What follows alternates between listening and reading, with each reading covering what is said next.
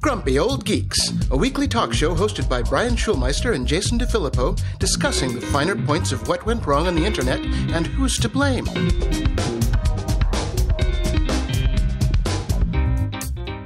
Welcome to Grumpy Old Geeks. I'm Jason DeFilippo. And I'm Brian Schulmeister. Brian, got a little housekeeping this morning. Okay. I was listening to the Accidental Tech podcast last night, and I was shocked. I was shook. I was floored. I just got to say, to my core. I was shook to my core. Fell to the floor. Shook to the core. The show, the tech show, which I always like to think of as our nemesis, and they don't even think of us at all because they're 10 times of our size. And they had 0 ads this week. Mm-hmm. And they're like, yeah, there's the market has dried up completely. Since January, it's gone through the floor and has just been going and going and going. Yep. Which to me is just mind-boggling because podcast ads still pack a punch, better than most ads. Anyway, they talked about how they were, shifting over mostly to a member-supported model, which we have been for 7-8 years now. Yep. Again, we're kind of member, not so much supported, just kind of keeping us falling through the roof. Yes. I was doing the numbers this morning. I'm like, I used to make $15 an hour doing the show, and adjusted for inflation and costs, it actually costs me about $3 an hour to do the show now. So you got to stop getting those Whole Foods burritos. I did. Oh, I stopped that a long time ago. Trust me. No. I was literally this morning, I was like, man, I want to go get some chips, but I'm like, no. And then I opened up my little bag of celery and I crunched on my celery. Yes, I snack on celery. So we talked about taking ads from the audience before and the big sale we were having. The problem with that was I couldn't find a way to make it work where the time – we did the one with the fan who bought the ad, which was fantastic. It was super funny. And I got about 5 or 6 different inquiries to do it again. Right. Problem was it was taking me more time just to get that done than the cost of the ad. So yes, here's what we're going to do. I have figured out a way to make it self-service. So for the rest of the year, there will be a page coming up this week. You can drop me an email at j@jpd.me or wait for the show next week and we'll talk about the link to it. It's just going to be self-service. You put in your ad copy, credit card info, cheap ads for the fans, for the listeners. We're going to help you guys out. You help us out. Everybody's happy. So that's going to mitigate that problem, hopefully, because I looked at our ad calendar and there literally is 4 ads for the rest of the year. And they were paid for last January, and we have long spent that money. Yeah, I have a good buddy of mine who works in a company that does ad placement. And he said, nobody wants digital ads anymore. It's not just podcasts. It's the entire – everybody's realized that online ads are not really great. Yeah, and it sucks that we're getting looped into that because that was the beauty of podcasting is that we outperform everybody else. Yeah, that's true. Orders of magnitude. Yeah, it's much better than streaming or anything, streaming radio services or all that sort of stuff, which is just useless. Yeah. Host-read advertisements on podcasts convert because we only talk about things that we care about, So anyway, they're missing the boat on that. But the other big news this week was that Spotify and Patreon now have an integration, which we will be turning on very soon in the next day or so. I think I might have to spin up a new Spotify account just for the show. That's the only hurdle right now, but it's basically just a checkbox. So anybody that signs up for a Patreon subscription will be able to listen to the show ad-free on Spotify and in high res, unless Spotify knocks it down, which they might. Who the fuck knows? It's Spotify. They do what they want. And if there's an ad on that, then somebody tell me so I can get my pitchfork and my torches and we can head over to Spotify HQ. Speaking of Spotify and podcasts and money, I didn't include this article in the show notes, but I did read it. Did you see the Spotify considering removing white noise podcasts to save money? Yeah, it's a $38 million issue that they have there. Some of these were making $18,000 a month for just putting out white noise. We're doing this wrong. I know. Why are we talking? We could be making money. Talking is losing us money. I'm just going to turn on my fan for the next hour. That's all we got to do. All the stuff that I filter out turns out to be the thing that people want to hear. That's the juice. That's the juice. Anyway, so that's it for my financials roundup for the show. But we had to address it up front because, without that, we don't do a show. So wait, weren't you going to rant about a chargeback? The chargeback. Oh, thank you very much. So I read the notes. Yes, you do. You do. I'm a little over-caffeinated this morning, so sometimes I get a little overzealous. A fine show fan who has been a loyal subscriber for well over a year decided to, instead of canceling their subscription, went to their bank and filed a chargeback without contacting us at all. Guys, if you have a subscription that you need canceled, please get in touch with me or click the unsubscribe link wherever it may be in one of the 3 different ways you can subscribe to the show. And we'll take care of it immediately. If you initiate a chargeback, it takes months for you to get your money back. If you do, because, that's a long process. It screws us up because now I got to spend a couple hours dealing with this shit. And, I could just let it go through because our chargebacks are so low. It's, it's not going to hurt us, but it's just annoying.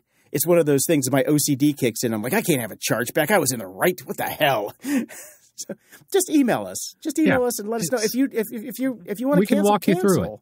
Yeah. We'll take care of it. Yeah, we can do it from our side. It's easy, and we understand people come and go. Sometimes you got a few bucks, sometimes you don't. Sometimes you feel like a nut, sometimes you are.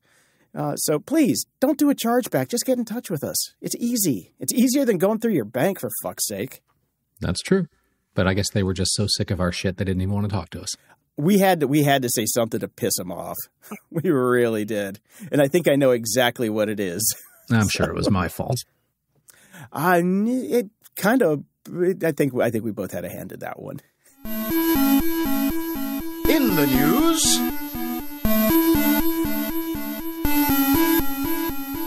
this week it's a robo-taxi trifecta. Hold on, let me take a guess here.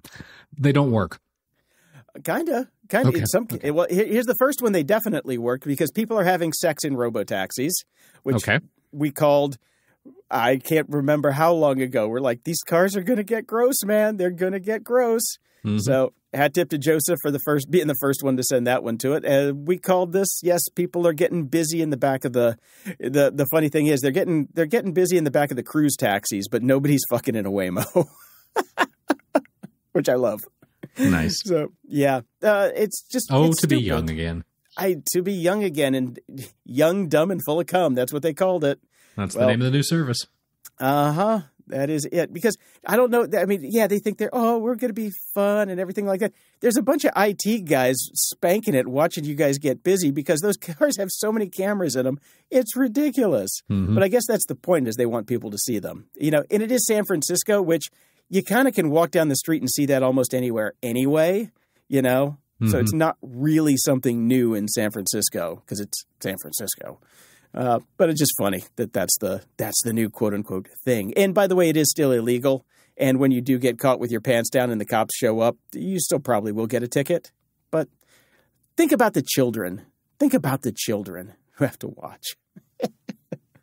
Anyway, right after the expansion approval to 24/7 that we talked about in the last show. Yep.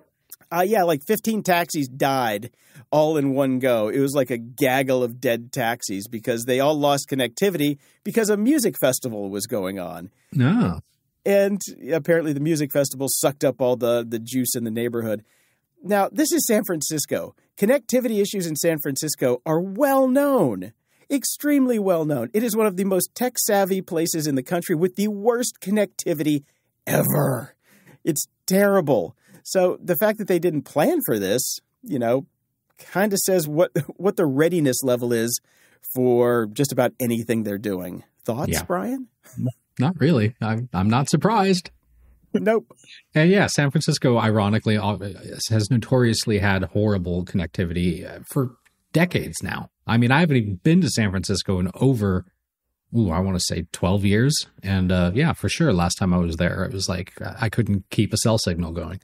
Nope. And it's even worse inside because I was talking to a contractor when I was in one of my houses and his contractor friend was like, when they were building these places, they couldn't really afford, real rebar for the concrete. So what they ended up doing was using chicken wire. Faraday cages. Which is exactly right. All those old beautiful houses is row upon row of Faraday cages, which is why I used to have a femto cell in my house, which still didn't work because those things were fucking garbage. They were garbage. I had to have one at one of the places I lived a long time ago too, and it never ever worked. Never worked. That was just such a scam. Such a scam. Well, here's my last bit of Robotaxi news. Although the show is young, so we might get some more in by the end here. Hat tip to Dan for being the first one to send this one in. On Tuesday, one of the Cruise cars ran through basically a construction zone and ended up nose down in a bunch of wet cement. Well, better than poop. Yeah, better than poop.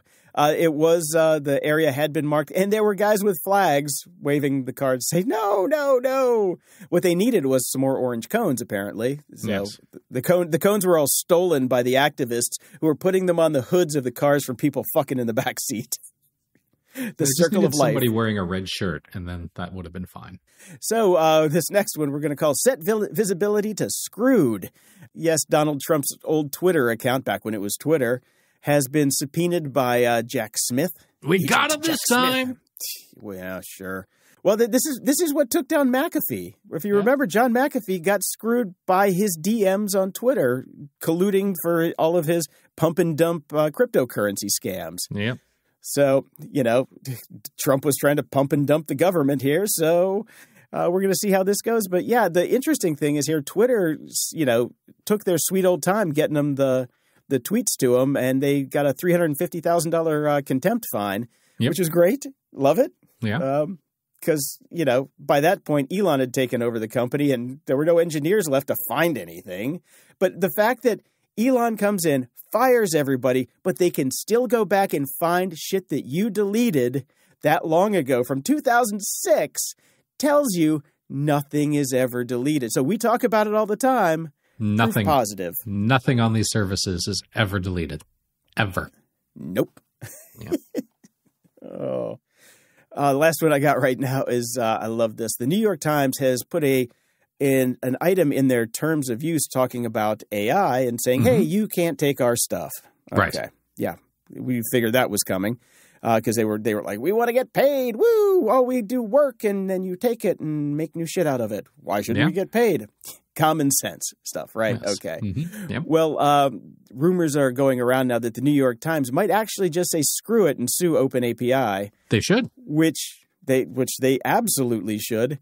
The thing about that is they might have to rebuild ChatGPT from scratch then, because the large language models are so intertwined and become such black boxes because they're just little signals that go in for different things that you can't just pull out one bit of data. Yeah, you have to can't rebuild say, forget Sarah Silverman's book. Exactly. Yeah. So they have to rebuild, but they're rebuilding all the time. GPT-5 is going to be coming at some point, so all they have to do is re-swizzle for that. We'll see how this plays out, but I hope the New York Times does sue them, because these people look at how much funding OpenAI has gotten. They've got all the monies. Yeah. I mean, they could buy at least 4 Twitters at this point. Come on. The only downside is every time they rebuild this model, we lose like a third of the planet, since Bitcoin has, dropped the ball lately. on killing rainforests. OpenAI and all this other crap is taken over. So they have. Yeah. Well, I hope they have to rebuild. I think that's great. You should do it right. I don't know why everybody thought this was totally okay, but you move fast and break things. You've got a multi-billion-dollar bank account. You've got the money to do all this, and you're using copyrighted material. They use that what was they call it, Bible 3 or whatever, which is all that ripped off stuff, and everybody's trained all their models on these libraries that are completely illegal. It's unbelievable. Yeah. Yeah, there's a reckoning coming for that shit real soon. Yep, there better be. Snapchat's having an issue with their AI chatbot. It glitched so hard it started posting stories, which it's not supposed to be able to do. Yeah, it's like the fact that it can means something is fundamentally wrong. It's got a bunch of people on Twitter, or X now, wondering if we're at the dawning of the singularity because this has happened.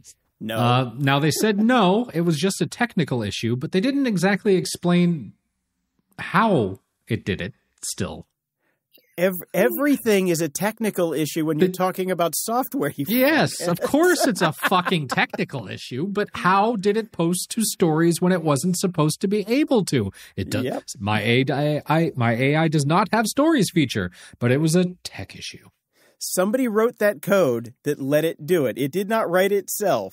Well, maybe it did. No, maybe. That's maybe. the thing. Oh, we don't know. But good thing we're entrusting our children's education to these black boxes. An Iowa school district is now using AI to ban books. Yeah. I lost half my listeners on Boot Up for this story, I think. Yeah, because nobody reads. The TLDR on this is there's too many books for us to try to read to figure out if there's descriptions or visual depictions of a sex act, which the new there's some new Iowa legislator passed a law saying that you couldn't have that in any school books. So they're running all the books through AI to parse for bad words or people fucking in robo-taxis. Yeah. It's so, Iowa. I mean, a lot of classics are being taken out, which is insane. The Handmaid's Tale. I guess you don't want anybody knowing about that, do you, Iowa? No. Better ban Hulu, too. So, anyways, whatever. Stop it. Knock it off, people. Don't ban books. Yeah, seriously, just stop banning books, and then we you know. But these are people. Seriously, that don't I bet your anyway. kid doesn't fucking read just like you, so don't bother. Let the people who read. Anyway, I love this one too. Scientists have decided to, or they didn't decide to. Well, I guess they kind of decided to. Some scientists at the University of Chicago have made a new tool that will take an image and basically futz with it enough that when it gets sucked in by an AI to be classified, it gets classified as something different. It's kind of like steganography, but not really. Right. It modifies the images to a point where it is not your image when the AI sees it. Gotcha. Which is great. Yeah. So it's you know, it's I'm sure the AIs will figure out how to fix this in the future at some point, maybe. But the whack-a-mole continues. Whack-a-mole continues, but you need these people to actually at least start doing things like this to actually make a dent in the problem. You know? So it's cool. It's cool. Yeah, it's called Glaze. The link in the show notes, and they're making it free because they think that art needs to stay, you know, art, I guess. Yeah. Okay. They like humans. They like humans. I'm not so sure I'm on board with that, but okay. You know, not on board with humans? Yeah, not really. Seriously, not nowadays. Well, this next story is fantastic. Bots are better at beating "Are you a robot?" tests than humans. Well, we know that. But yes. We finally have Trust some me, my email account knows that. Yeah. The fact that it took me 5 minutes to get into this show because I couldn't get our show notes up was part of that. Oh, God. They're saying that when humans solved distorted text CAPTCHA texts, it took between 9 and 15 seconds and achieved an accuracy of only 50 to 84%. Bots taking the same test completed it in less than a second with 99.8% accuracy. My thing is just flip it on its head. If you can't pass a CAPTCHA, you're human. Let them through. That's right. I agree. Have you seen the one? This is the one that drove me crazy. I think I actually got this on ChatGPT, which was they showed me a picture of a guy in a airplane seat, and they gave you a different seat, and you had to move the guy to the seat with the seat number in it. I shit you not. That was the CAPTCHA. Oh, my God. We're all playing stupid games. You have to use your arrow keys to get through the different seat numbers. At that point, I'd just be like, I don't even care about getting into this much. I'm like, I'm a fucking paid member, and it was asking me every single time. I'm just like, I don't care if I'm a robot. I fucking paid you. Let me in. Right. Well, the latest thing that OpenAI thinks that they can solve with their ChatGPT and AI is content moderation, because it's been doing so well so far. The company wrote in a blog post that GPT-4 can not only help make content moderation decisions, but aid in developing policies and swiftly iterating on policy changes, reducing the cycle from months to hours. What could possibly go wrong here? Yeah. Yeah, this is not going to work. Lazy humans gonna laze. Yep. That's it. It's like, okay, let's go back to the sweat farms or the sweatshops in Nigeria and let people do them there. Oh wait, that's not working either. No. Because everybody's got PTSD and Because humans are fucking horrible. I think that's really what everything comes down to. Yes, you know? they just are. That's a sad but true. Yeah. Well, here's a couple of extra ones here. NYC bans TikTok on city-owned devices, which is that's going to be everywhere soon. That's just going to be a thing. It's a thing, which is really interesting. Well, I mean, the two interesting things here are that New York State has already banned it. Mm-hmm. So apparently, you know, you have to be the shit doesn't trickle down for a while, apparently. So state issued devices have been banned since 2020. So now the cities have finally come on 3 years later, which is fine. The biggest issue, I don't think, is the spying. I think it's the time suck that people shouldn't be using TikTok on their fucking work phone. Exactly. You know, get rid of that. Get rid of that. Yeah, I'm not too concerned about like some budgetary or sanitary maintenance, like a guy with TikTok on his phone for the Chinese, but I'm worried about him not doing his damn job. I'm worried about him driving the garbage truck and running over my kids, you know? Yeah. That's what I'm worried about. But here's the thing. Somebody on the street will be there to TikTok it for you. So you can get it all captured. And then the AI content moderation people will come in and take the video down because it's disgusting. Yeah. There you go. Do we even need people anymore? I don't think so. Okay. I don't think so. Just checking. We've talked about the internet becoming an Ouroboros for years, and now it just finally happened. Now, a little NFT news to put a smile on your face. This did cheer me up. Oh, God. Buyers of Bored Ape NFTs sue after digital apes turn out to be a bad investment. Oh, my God. Yeah. You don't get to do that. You're the idiot. You're the idiot. Yes, I know. So these people are suing Sotheby's. Good luck. Because yes, Sotheby's. Because they're morons. I don't get to sue Walmart if I buy a piece of shit chair that I knew was a piece of shit chair because I bought it at fucking Walmart. I know. Okay. I know. I'm just saying. Just saying that these people are. This is a thing. This is what people are actually doing. Morons. Here, I have to read this. I have to read this bit. Okay. The lawsuit claims that Sotheby's representations that the undisclosed buyer was a traditional collector had misleadingly created the impression that the market for Bored Ape Yacht Club NFTs had crossed over to a mainstream audience. Lawsuit plaintiffs say that harmed investors bought the NFTs, quote, with a reasonable expectation of profit from owning them. Okay, now this comes down to the fact that Sotheby's sold a bunch of NFTs to FTX. And they're saying that FTX was in bed with Yuga Labs. Might be true, but if you're buying a piece of art, you do not, in any universe, have a reasonable expectation of profit from anything. But not even just art. Emptor. Yeah. Tough shit is what the lawyers should say, and just throw them out. That's it. Yeah, tough shit. Let me mint that for you and put it on your blockchain. Tough shit. Speaking of that, I guess we should start a class action lawsuit about Bitcoin. Yeah. Yeah. Why not, right? Same shit. Yeah, who the fuck are we going to sue though? It's distributed, Brian. Mr. Coin. Yeah, let's go find Satoshi Nakamoto. Oh wait, he's probably dead. Yeah. Oh man. And here let's move on for the last final nail in the NFT coffin.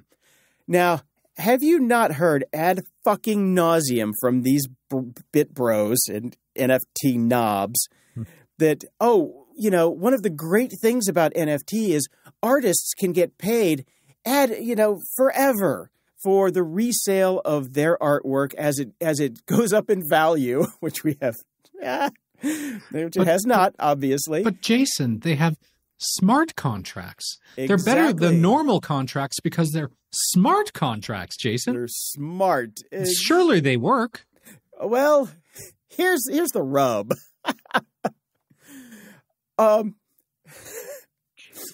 This comes back to the entirety of everything saying that, but it's on the blockchain. It's on the blockchain. Well, somebody has to enforce the smart contract. OpenSea, which was, one of the big one. The biggest scam artist in the entire NFT trade world, has decided that, they're not going to do that. We don't actually have to do that if we don't want to. And there's really nothing we can do about it anyway. No, there's nothing you can do about it. Nope. Period. They're just going to say, we are not going to do this in the future because we don't want to. So those smart contracts with those residual payouts in the future are going away. So they're not going to be enforcing these royalty fees any longer. My God. What did we say day one? I know. When we first got a whiff of NFT and smart Bullshit. contracts, I was like, there's no fucking way. It's all bullshit. And this, the apes are coming home to roost. Yes, they are. So, Yes, they are. yeah, I don't want to hear anybody ever say that we were wrong. You want to know how NFTs. fast all of this went? Somebody posted this on X. It was only a year ago that Snoop Dogg performed as a Bored Ape on some award show. It was only a year ago. Oh, my God. That's how fast this shit burned to the ground. That is so awesome. That is so awesome. It just makes me amazing. feel good inside. I don't know why. too. Am I a horrible person? No, Probably, we like but- being right. Yeah, we do. We do. Yeah. Happens more often than you think. It happens an awful lot. Speaking of X and pathetic little people, X is slowing down links to websites Elon Musk doesn't like. Yeah. He has put in some code to add a 5-second delay to things like the New York Times, Mastodon, Blue Sky Threads, and Substack. Makes them load slow because he's a dick. Yeah, that kind of sums it up. He's a dick. That's the entire story. Speaking of being a dick, he's also being a dick to Scott Galloway, who can be a dick himself I sometimes. was going to say, fair. there's a mutual dick society there. Well, apparently he's been locked out of Twitter for, I think, almost 2 weeks now after allegedly declining an invitation to meet with the chief twit himself. He posted on Threads that as of Tuesday, he had been locked out of his account for 17 days, following it up with a post saying a mutual friend reached out and said, Elon feels unfairly attacked by me and wants to meet. I declined. 2 days later, I was locked out. Yeah, well. The thing is, like, the timeline doesn't quite line up because he hadn't been posting anything for a while. I mean, I guess He was locked on out vacation. Yeah, his must be nice. Yeah, he takes all of August off every year. Must be nice. Well, then how did he go and find it? Because he should still be on vacation. I'm sure he logged in to look at something. I don't know. Something. I'll tell you what he didn't look at, any science on Twitter. Yeah. Because those are the other people leaving, and this sucks for me because it was the real reason I was on Twitter anyways. News and scientists. Earlier this year, Pew Research reported that a majority of U.S. Twitter users reported spending less time on the platform since Elon Musk's takeover last year. Now, new data suggests another important group of users are also pulling back from the service. More than half of scientific researchers who use Twitter report they've reduced the amount of time they spend there or have left altogether, according to a survey of thousands of scientists conducted by Nature. So yeah, they're out of there. They're moving to Threads. They're moving to Mastodon. They're moving to smaller areas without the Gen Pop because the Gen Pop is dumb. Yeah. Well, And the Gen you know Pop what? shits all over them and doxes them and does other crazy ass shit. This kind of explains the whole kerfuffle around the superconductor shit that was going on because all the real scientists were gone, so all the fake scientists were left Yeah, to go run that experiment. the do their own research scientists are left on Twitter now. Yes, I've Googled it. I know. I've done my own research. Fuck. We're so fucked.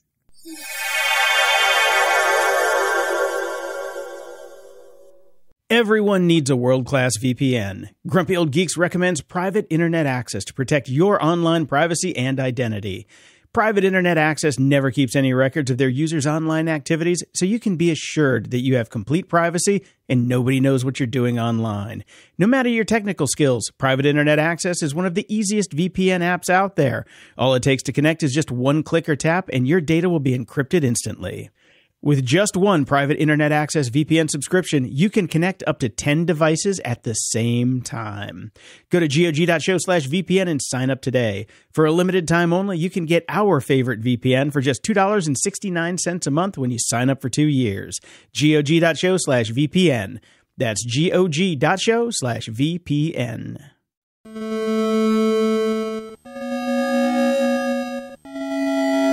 Media Candy.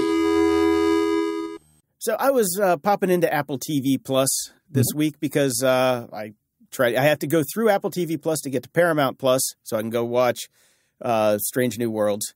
Well, the thing about Apple TV Plus now is it is all sports on the marquee homepage. Well, they've spent so much money on MLS and on MLB. It's not surprising at all. They want to recoup on their investment. Yeah, that's fine. Can I get a checkbox, Tim, that just says no sports, please? Because there is no universe where I'm ever going to watch any of it. Period. It's just in the fucking way. I wish you could at least do favorites. Like, I don't really give a crap about anything except for the Dodgers with baseball. So popping up Red Sox games, I could care less. But if I got funneled into the things I do like, I would not mind that. Yeah, that's fine. I still don't need Foundation ads. I don't need Silo ads because I watched it. And I don't need Foundation ads because I'm never going to watch it. It would just be nice to be able to customize that just a touch. Why don't you just download the Paramount Plus app and do that instead? Because I pay for it through Apple TV Plus. Oh, well, that was dumb. No, it's not, because I can cancel any time without having to jump through any hoops. Right. But, I'll talk about why I'm not canceling it. They're dripping Star Trek out. There's going to always be new Star Trek, except for right now, another month. Well, that's the thing. I have the Showtime package, so I have Paramount Plus Showtime. So that is taken over for me. I'll talk about that in a second. But here's the fun part. It's official. People aren't watching TV as much as they used to. Yeah, shit. That's called the TikTok effect. Nielsen reports that linear TV now makes up less than 50% of all TV usage. Mm-hmm. Finally. Yeah, we knew it was coming. Over the last year, cable viewership has dropped 12.5%, and broadcast TV now accounts for just 1/5 of total watch time in American homes. It's because it's all fucking stupid reality shows. Mm-hmm. You stop making good product. Yeah. And you charge too much for it. The thing now is it's like reality is all we got thanks to the strikes. Things are going to start running out very soon. Mm-hmm. Give it another 2 months. By the end of October, it's over. Yep. They're done. They're done. And here's the fun part that we've always predicted too. Streaming TV costs now higher than cable. Yep. Yeah. I mean, this particular study does make an assumption that you have basically subscribed to everything, but you kind of have to these days because everything's so fragmented. Yeah, they use a standard package of Apple TV Plus, HBO Max, Disney, and Hulu. Right. But they're just using that block and say it used to cost $73 a month. Now it's $87 a month. Mm-hmm. These companies are saying, "Oh, we're losing money on this. We're losing money on this," even though they have record subscribers. They're spending money in the wrong places. They're pissing it away. It's so annoying. And the biggest issue, though, is their stock is crashing because they're mismanaging everything else. It's just a mess. This whole fucking Discovery Warner Brothers thing. Oh, Jesus. What? Max isn't successful? Well, let's buy all of this crap and then cancel everything and throw it all away. Well, that's the thing that I don't understand about any of these streamers. Netflix does as much of it as anybody else. It's you have a show, it's doing well, and then you cancel it, and then you take it off your streaming package for tax reasons. Yeah. You spent the money on development of the show already. It's got people watching it. What are you doing? Yep. So, I mean, at least the thing is, it's better for other streaming platforms. Like Roku TV is buying up this stuff left, right, and center. They've got so much they don't even have a lot of it scheduled to air yet because they've got too much stuff. Right. You know, my friend's show, Legendary, that was on HBO Max before it was Max, they funded that show for 3 seasons. It did fairly well, but then they canceled it because this new guy hates gays, canceled anything gay. And then Roku started buying it up. And we talked to the Roku channel, like, hey, when are you going to run it? They're like, we don't know yet. We've got so much stuff. We don't know what to do. I mean, we literally talked to them about that. That's what they told us. They're like, we just have so much stuff now. So the Roku channel is going to be bumping up pretty soon. So make sure you get that. At least, oh, wait, that's free. Never mind if you have a Roku device. Fun. Yeah. Fun. Well, we had Star Trek Strange New Worlds and Good Omens season finales that I finally watched. The Good Omens one anyways, because that was 6 episodes, came out at once quite a while back. I'm not going to talk about that one because you haven't seen it yet. Yeah. But Star Trek Strange New Worlds had their season finale with a bit of a cliffhanger there. It was good. I found it jarring going back to a regular episode after all the experimentation that they've done recently, though. And I was like, the musical episode was better. Yeah, it was. It was. I'm like, this crazy action thing with the Gorn, I'm just like, I kind of like the other shit. It was more fun. It was more lighthearted. I know what they were trying to do, but They should have sprinkled some more Gorn throughout the season, I think, to keep us. I think they needed a bit more space between that and the musical and then the crossover with Lower Decks. Like you do those 2 episodes and then you hit us with something super serious. Yeah, a little more space. Yeah. A little more Final Frontier in there, please. Yeah, please. But at least they did make a callback in the episode to the musical episode. Yeah. That was funny. He's like, at least we're not singing anymore. Oh, and we got Scotty. Yes, that's right. I almost spaced on that. We got Scotty, and he's great. He's actually Scottish. Yeah. Not Canadian or whatever the other guy was. Oh, English. Yeah. No, I forgot about that too. Yeah, we did get Scotty, so that was fun. I got a nice little video here. Anson Mount recalls recording Space, the Final Frontier. That whole bit. It's a cute little video. Highly recommend watching it if you're a fan of the show. It's only a few minutes, but it's a good story. It's a really good story. I won't spoil it for you. Awesome. And I'm not going to talk about this. I just got the link in the show notes. If you're a parent and you have not watched Bluey yet, I've been talking about this show a bit. It's In Praise of Bluey, the most grown-up television show for children. Bluey is awesome. I love when my kid wants to watch it. I have barrel rolled on the floor laughing from some of this stuff. I have had to turn away and wipe tears from my eyes from other episodes. It is so well written, and it's as much, if not more so, for the parents than the kids. It's a phenomenal show. Billions is back on Showtime, which is why I have to keep my Paramount Plus subscription. But the thing about Billions being back, I was not going to watch this show, and I think that the producers knew that nobody was going to watch this show because they've been shitting the bed for 2 seasons. Mm-hmm. Damian Lewis is back as Axe. All right. Fuck yeah. That's all that matters. That's all that matters in this show right now. Axe is back. I haven't seen him since somebody killed him on Homeland. Oh, that's right. I forgot he was in Homeland. I just remember him as Dick Winters from Band of Brothers. Go back and watch that now. He's so young. Yeah. All these people are so young. It was a long time ago, man, that show. It was. Highly recommend binging that if you have something, if you have some spare time, if you've never seen Band of Brothers. It's absolutely phenomenal, and I don't like war movies at all. Yeah, and here's it has legs. It totally has legs. It still holds up just as good as it did when it first aired. It really does. So, yeah, I'm happy about Billions being back. So that's going to fit the bill for 6 episodes because they got shut down by the writer's strike as well. Oh, the writer's strike and the actor's strike now, too. So, yeah, the Los Angeles strike, as we'll just call it. Right. Fuck. All of L.A. is basically on strike now. Yeah.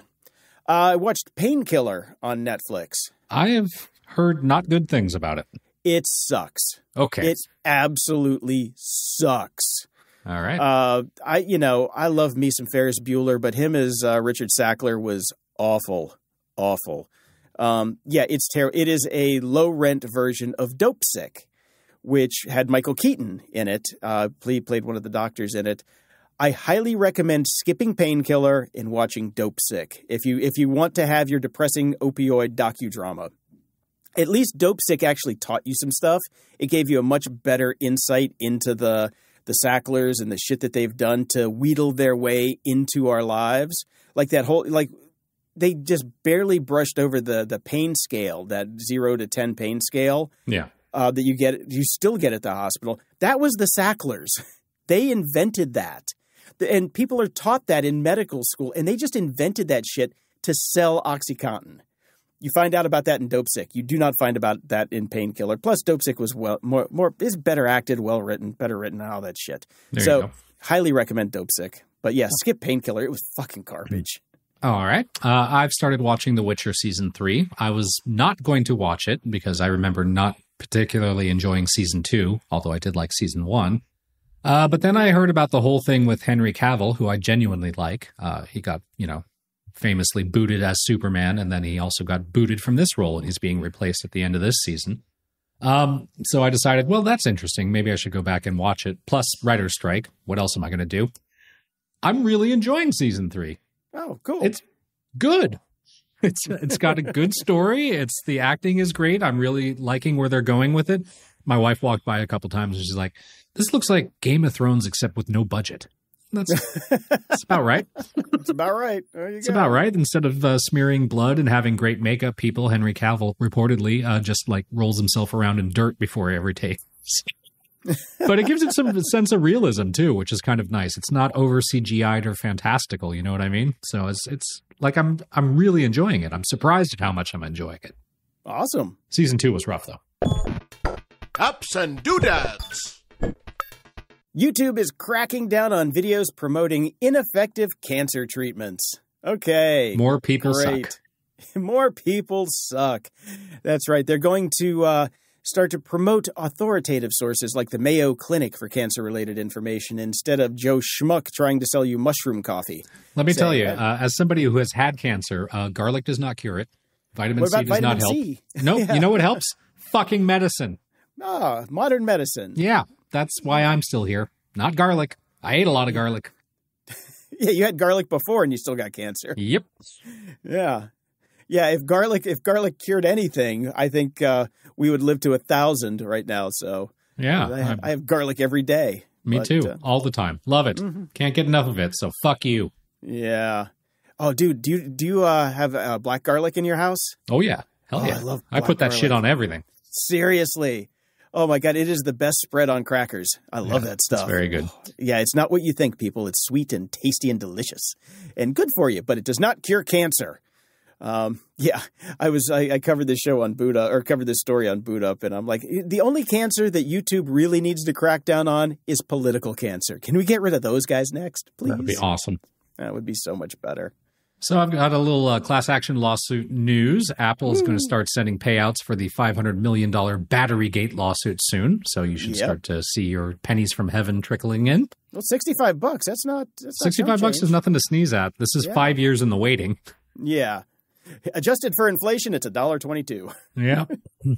Yeah, so it's too late to get in on that one, but you'll get your money if you did before. But you have a couple days left to file claims for Facebook's $725 million data privacy settlement. Anyone in the United States who had a Facebook account in the last 16 years has 1 week left to file for a payment. So which is everybody in the United States that was born. So everybody's going to get a buck. That's about it. That's about it. Because the lawyers are getting half, for sure. Get on that, people. Get on Link in the show notes. Remember, it's your civic duty. It's the only way these companies get punished anymore. The Dark Side. Ha! With Dave. Welcome to The Dark Side with Dave, with podcast superhost Dave Bittner. Dave is the host of the Cyberwire podcast for all your cybersecurity news, the co-host of Hacking Humans with Joe Kerrigan, discussing how humans are mean, the co-host of Caveat with Ben Yellen because people are nosy, and the host of Control Loop because industrial machines have feelings too. Welcome back, Dave. How you doing? I'm doing well, thank you. Excellent. Good to be back. Excellent. We have a bit of feedback for you. Clint writes in on the last episode, Dave was lamenting the fact that Don Henley's Dirty Laundry is not available on iTunes. Was he possibly referring to Apple Music streaming because it is available for purchase on iTunes for $1.29? Yes, indeed I was. I was referring to Apple Music streaming, and shame on me for not differentiating between the two. The fuzzy line. Pete wrote in, weirdly, Dirty Laundry is on Apple Music in Australia. I've got a screenshot if you want to see it. Great podcast, by the way. I found it recently. Two thoughts here. First, Dirty Laundry probably got more plays in the last week than it has in the past 5 years. Right. My guess from people going and looking to see if they had it or not. Yeah. And the other one was, I just realized how funny it is when you've been in an industry for so long and you have such knowledge of the industry, you forget that everybody else doesn't. And that is how I feel when people started to write in about this, because I was like, yeah, but don't you understand? Bands have different regions, have different record contracts, maybe even with different labels, and they do different deals, and they make different deals with the streamers, and it depends on what label you are on and who distributes it within that country. And oh yeah, people don't understand that. So yeah, that's the way it works. It's very complicated, and sometimes things just aren't going to be in a region. End of story. Yeah, that was one of the odd things about it, was that like the whole rest of that album, I think, what is it? Is it Building the Perfect Beast? I can't remember which album Dirty Laundry is on, but the whole rest of that album was available on Apple Music streaming, but just that song was not. Yet it's still available on Apple Music's infrastructure for purchase, just not for streaming. Correct. Now, I don't know the specifics of this song. I suppose I could have looked into it, but who really cares that much? But there could have been a co-writer or a producer on that one, or they licensed it to a soundtrack and they had first dibs. Or I mean, there are a gazillion different reasons it could not be. Somebody just along the way said, "I don't want it on streaming," and it's not in the U.S., but elsewhere probably. So somebody that's had through a tizzy fit at some point, and now. Now you now can't I have to go stream dirty laundry. Get it by other means. Yeah, I have to get it by other means. Yeah. Lesson here, kids, is the music industry sucks. Yeah. Well, I mean, if you think about it, it's the same. The only reason I have a VPN is because of a TV and movie deals. Same thing, right? Like Netflix US versus Netflix UK, they have different shows because of different deals. How long do you think this is going to last? How long until what I consider in my mind to be the average person's devaluation of music being out of alignment with what the music industry values their music as? Well, I think it's already, I mean, it's crashed and burned. It can't get any worse. Musicians are already not making any money. Although, weirdly, the big labels are making tons. Interesting. Surprising. Surprising, isn't that? Yes. So music's already been completely devalued. Nobody wants to pay for it. They'll do Spotify for free just to get the vast majority of musical content out there. And again, like earlier in the show, we were talking about books and reading and how very few people actually read. Very few people care about music that's more than 5 years old. Mm-hmm. So like when you go back and you have like these hits from the 80s and things like that, that's a very limited number of people that are looking for these things. So it's not really that important. Yeah.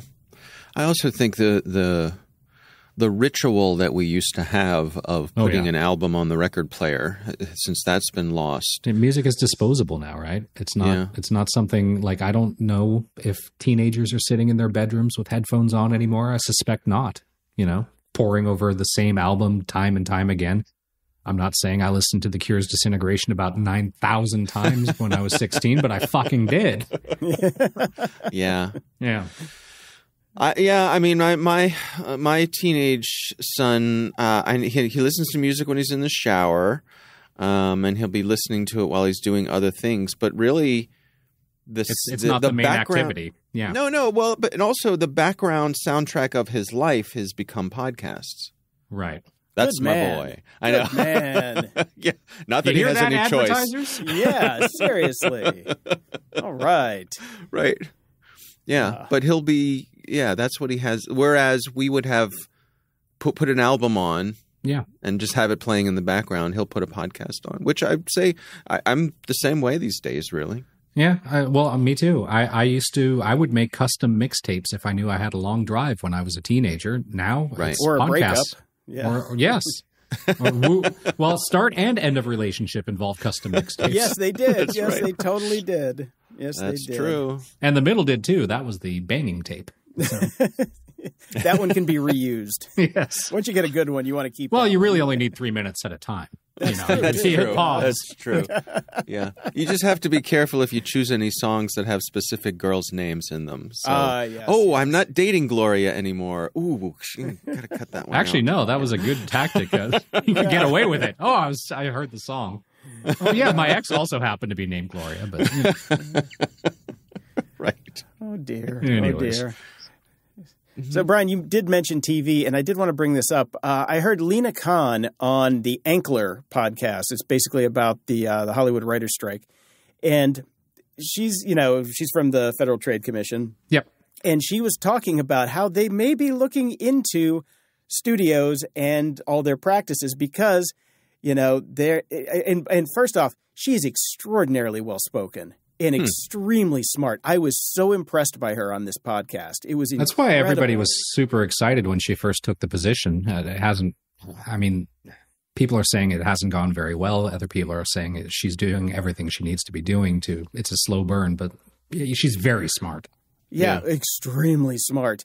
And she's saying that, the major studios, they are basically screwing the pooch on everything, and the FTC is like thinking about looking into their business practices. And I'm like, please go faster, which is why she was on the show talking about the strike. And, you know, it's a complicated topic that I don't want to get into, but I highly recommend checking out the podcast. It's like 40 minutes or something. It's well worth the listen. I got to say, they don't really need to look into it very well. They just need to watch The Sopranos.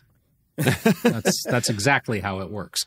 So, Jason, is she talking about like Hollywood's famous creative accounting practices? That sort some of that. Stuff, or? Yep. Yeah. Talking about why the creators are getting stiffed, why the public is getting stiffed, why the product is getting worse, but the companies are getting richer, and the people who actually make it are getting poorer. You know, just how everything's being flipped on its head as far as how the studio system used to work and everybody got paid, and now it's not that way anymore. Absolutely. Mm-hmm. Everything that we're seeing with the major studios is exactly what we already went through in the music industry. And we were all screaming at the top of our lungs, be careful, because look what happened to us. Mm-hmm.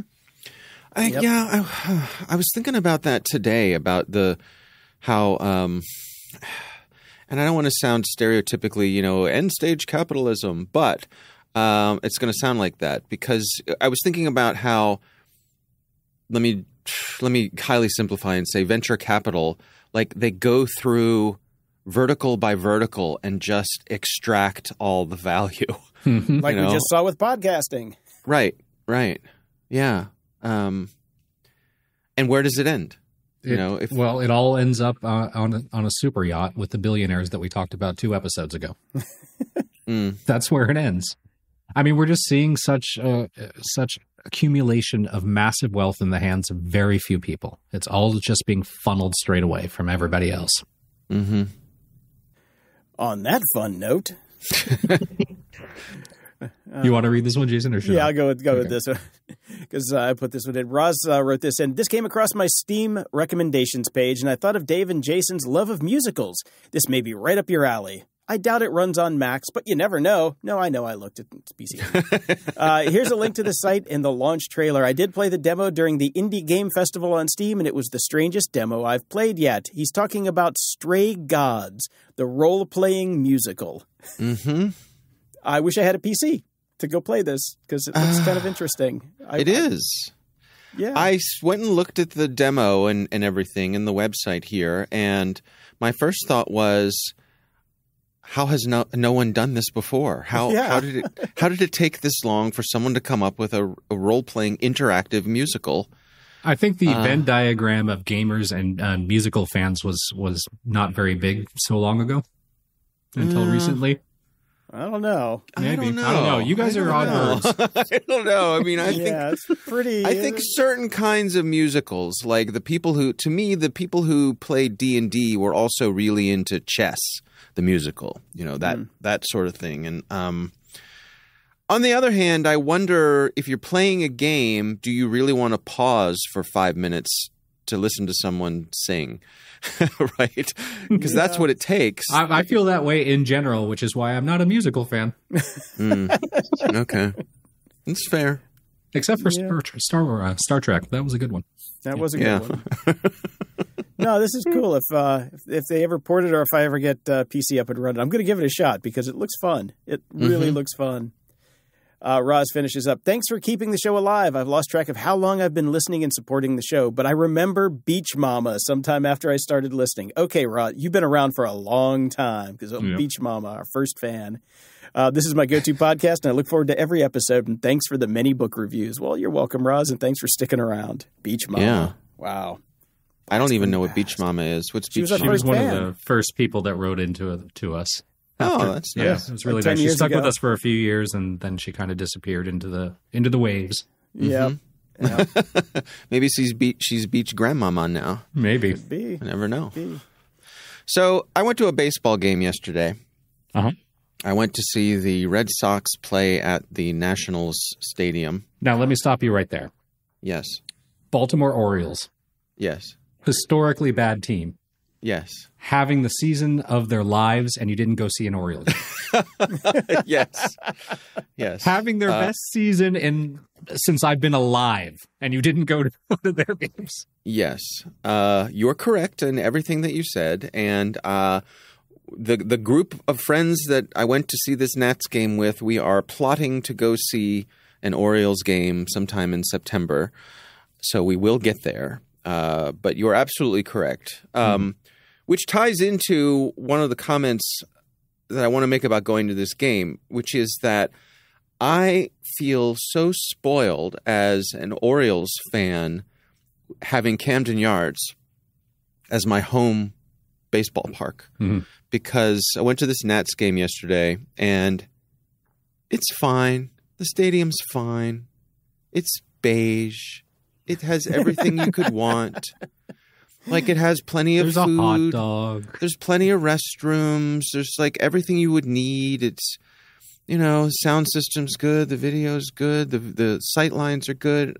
But the stadium itself has no personality of its own. It's just a place to watch baseball. Whereas a place like Camden Yards, it just has a feeling to it. It feels like baseball. I'm 100% with you. Dodger Stadium, as much of a pain in the ass as it is to get there, is a magical place. While I also go see occasionally Anaheim Angels games because they're right by too. It's just a stadium. Yeah. Now I can jump in on this one. Really? Yes. Go on. I used to go see the Giants play all the time when I lived in San Francisco. Fucking hate the Giants. I hate the Giants too, but the stadium was awesome. It is a good stadium. It was a fantastic stadium. Great food, great views. It was 2 blocks from my office and 4 blocks from my house. You can't beat a stadium where if they hit it out of the park, it goes in the fucking ocean. Yeah. Right. It's pretty cool. Where there's people in canoes out there getting the balls. Yeah. Right. Hoping to not get beamed. Yeah. No, it was a great place to go see games. I mean, I don't remember any of the teams I saw play there, except that I know the Giants were there. That was about it. Be weird if they weren't. Yeah. But man, the food was fantastic. It was a vibe. It was fun. Now, I will say that in reflecting on this, I had a realization, which is that I'm pretty sure in my entire life I have only been to 3 Major League Baseball stadiums. Okay. The original Memorial Stadium in Baltimore, Camden Yards, and National Stadium. I don't think I've been anywhere else. I've been to a couple of minor league baseball stadiums. Cal Ripken has a stadium near us where the Ironbirds play. And I've been to where the Frederick Keys play. And those are both feeder teams to the Orioles. But I don't know how I've managed to go this far. And I guess it's just because I'm not an avid baseball fan. So when I travel, it's not like I go, might have something to do with it. Yeah. I mean, Just because I never cared or bothered, this is why. Right. It's like me saying to people, what do you mean you've never been to a Broadway musical? Yeah. It's just, that's true. Perspective. I think I've been to 3 as well. I've been to Three Rivers Stadium. I saw the Pirates play there when Willie Stargell was with them. That should date that for you. I've been to the Giants Stadium, and I've been to Wrigley Field. Although Wrigley Field, the only time I was there was I was on the grounds watching Billy Joel play. I never saw a baseball game there. Does not count. But I was in the stadium. I stood at the pitcher's mound. That's cool. Okay. Yeah. I know it's a thing for some people to go around and do all the stadiums. I've been to quite a few, but nowhere near all of them, like maybe 10. But I know somebody personally that has been to every single stadium, including the Expos when they still had a team there. So wow, that's actually Mike Malinin, the drummer from the Goo Goo Dolls. Guest on the show. Yeah, yep. He's done them all. He's done them all. Now, to be fair, he was a touring musician. He went to all these cities, right? And he had time to kill, and he had days off because he didn't play until night. So it kind of helped. Yeah. I'm also curious, Brian, how do you feel about baseball basically having a shot clock now? I love it. I think the game is sped up. It's a lot more fun. It's a lot quicker. I mean, I'm torn a little bit because sometimes, like being here in Toronto now and watching the Dodgers, sometimes the Dodgers games will be on at weird times that aren't convenient for me. And now that the games are like 2 hours, I'll miss it. When they were almost 4 hours long, I knew I would catch some of it. So that's the only downside. But actually watching the games, I think the game is much more vital now. It's quicker. It's more interesting. I find my son is more into it now because there's less like they're just standing around and doing nothing for 5 minutes at a time. No, it's go, go, go, go, go. Something's always happening. So I think it's a shot in the arm that the sport actually needed. I agree. Yeah. I agree. Yeah, as a casual fan, I certainly appreciate it. It is a lot more action. Also, it's made the length of the games more predictable. Mm-hmm. Yeah, for advertisers. Well, yeah, for yeah, sure, yeah. Well, also for TV fans, slots, yeah. I mean, I've certainly decreased my beer consumption if I'm at a game because there's less time. But that's actually probably a good thing. Yeah, as I'm getting older. So right, yeah, I think because in the old days you would have $16. just upped the frequency. Yeah, that's true. I would have been like quadruple fisting every inning. Seriously. Yeah. No. I think it's done wonders for the game. I haven't seen numbers specifically, but I've watched enough baseball and read enough online, like Bleacher Report and things like that, to know that the sport's doing well, better than it was previously. So good for them. Yeah. I would be sad to see baseball just become a sideshow rather than a big deal. So I just want it off my Apple TV. Yes. Damn it. Unless Willie Stargell's playing, I don't give a shit. Seriously. Yeah, that's the thing. Are kids playing baseball anymore?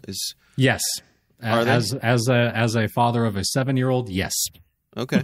In Canada, no less, where we only have Canada has one team, the Toronto Blue Jays. That's it. But the summer leagues are here. They go pretty old, like all the way through. So starting at 4 years old on, and they're full.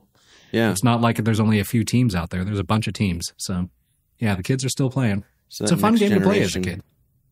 I was a terrible baseball player. Oh my gosh. Same here. It's just awful. My father All-Stars. thought it was good for me to play sports to just know. And he, on the one hand, I think he was right. He claims, in retrospect, that what he wanted for me was to be able to watch the games and understand what was going on. And so I think that's good. But so I played a couple seasons of baseball and I played a couple seasons of basketball, both like instructional leagues. And I was just awful. Just awful. It's become clear to me that my kid, Lucas, team sports are not really his thing. He doesn't really enjoy them. But I have him in baseball and I have him in soccer anyways, just because I think it's so important for, I think all kids, certainly boys and girls at that age, to have that like sense of discipline that comes from a team sport and the togetherness and actually having to team bonding and all that sort of thing. I think it's super important. You can tell Donald Trump never fucking played sports. He played golf. That's all he's ever fucking played because he's a dick. Like you need that at a young age, that sense of camaraderie and the whole thing. So I think it's super important, whether you're good or not. Yeah, I don't mean it can put you in your place. Yeah. I was bullied and ridiculed for my lack of ability to play when I was a baseball player and a football player. So I wholeheartedly disagree with your assessment of the teamwork. My soccer career as a kid was much better. I had fun playing soccer. Everything else I hated. Soccer is a lot more fun of a sport until it gets super serious, and it isn't. But I feel like baseball, to some degree, can go either way. It depends on your coaches and what league you sign up for. There's a super competitive one here that we had Lucas in right away, and that was horrible for him. But then we found a much more laid back one, and he's enjoying it a lot more.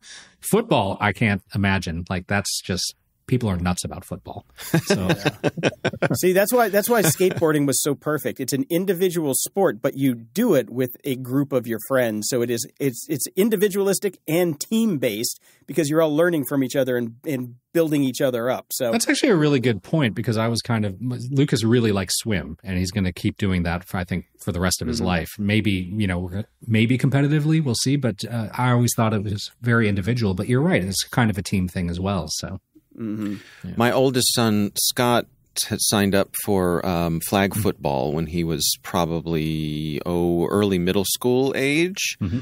And so notice goes out that with this league that they're in desperate need of a coach for his team. And so my wife volunteers. my 8 months pregnant wife. Nice. So imagine, if you will, that you are the other parent who you've signed your strapping young lad up for flag football. Mm-hmm. And you're getting, because this is the pathway to great things in sports, right? You got to start somewhere. And you get there, and who's the coach? Pregnant lady. Now, let me just say, my wife really knows football, and she had coached football in summer camps and things like that. So she was a good coach. The saving grace for just the people who were skeptical was that one of the other kids on the team's father was a former professional football player, and so he helped out.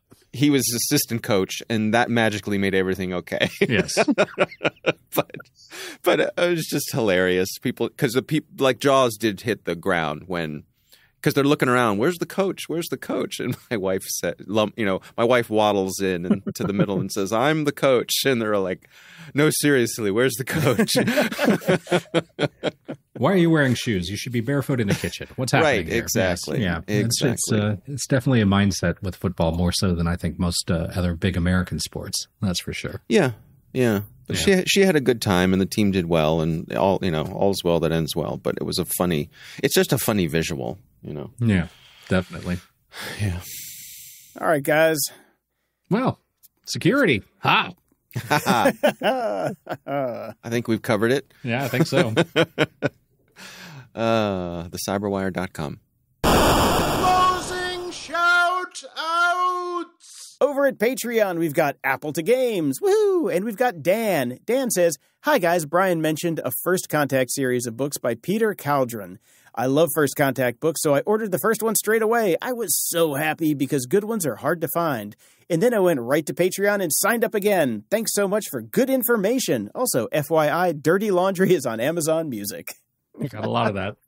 Yep. Peter Caldron actually listened to our show, and he tweeted us he X'd us on X, or whatever the fuck we're supposed to say these days, saying thank you. And I wrote him back and said thank you for the book. So, all right. Now, how do you feel about shitting on the second one? Well, he heard that too, and he still wrote us. So. All right. I didn't shit on it. I just didn't think it needed to exist, which I guess is shitting on it. So. Yeah, kind of. Okay. All right. That's why Daniel Suarez never talks about our show. Yeah, well, I loved his first two books, but man, the rest were just stinkers. Although the new series is good. I got to say that. Okay. Well, there you go. Over at PayPal, we've got Sherry, Natalie, Andrew, Dag, Blake Bowling, Linda, Nathaniel, Edward, Brian, Joseph, and Ramsey with a big old $40. Woo, thank you, Ramsey. Much. Over at the tip jar, we've got Theodore Sean and the good fucking Israeli, who gave us a tip for $100, but did not want to be mentioned. So he just said, "Just call me the good fucking Israeli." I'm like, okay, You're the good fucking Israeli. No chargebacks, people. Stop the fucking chargebacks. All right. Anybody die this week? Guess not. It's not in the show notes. Until next time, I'm Brian Schulmeister. And I'm Jason DeFilippo. Thanks for listening to Grumpy Old Geeks. Show notes and links for everything we talked about today are GOG.show/614. GOG.show/donate is the place to drop us a few bills so we can keep doing this. Seriously, please. Or sign up for Patreon or PayPal. It's everywhere. Come, self-serve an ad. Give us a few bucks, because if you don't, we're not going to be doing this a lot longer. Please. Come on. Sharing the show with your friends and enemies or anyone in between is free. It is not as good as cash, though. Not as good. No. We like cash, but sharing the show does help. GOG.show, you can find links to our Discord channel if you want to chat with us and other show fans. Or you can head over to GOG.show/contact to send us your feedback, tell us to fuck off, or send us links that we can talk about in the show. GOG.show/review is where you can toss us a review, and preferably 5 stars that we can read on the air, which we didn't get any this week. Ooh. Stay grumpy.